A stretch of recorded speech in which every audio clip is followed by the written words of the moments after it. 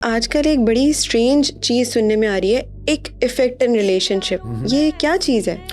ایک یعنی ICK، اس کو بیسکلی کہتے ہیں کہ جب آپ کسی پرسن سے ریلیشن شپ میں ہوں اور اس کے ساتھ آپ ٹائم گزار رہے ہوں یا اس کو شادی کے لیے پسند کر رہے ہوں، یا ایون اگر آپ کی اس سے شادی بھی ہو چکی تو آپ کو اچانک فیلنگ آف ڈسگسٹ فیل ہونے لگتی ہے. آپ کو فیل ہونے لگتا ہے کہ نہیں یار یہ تو پرابلم ہے، اور ڈفرینٹ ریزنس ہو سکتے ہیں اس کے. یعنی آپ آہستہ آہستہ اس سے دوری محسوس کرنے لگتے ہیں، آپ کو لاس آف اٹریکشن فیل ہوتا ہے.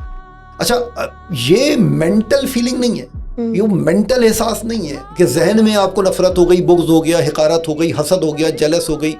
نہیں، یہ آپ کو فزیکل ہوتا ہے. بیسکلی آپ کو لگتا ہے کہ you are feeling a loss of attraction, physical attraction. اس کے کچھ بڑے انٹرسٹنگ ریزنس بھی ہو سکتے ہیں. مثال پر ہائیجین.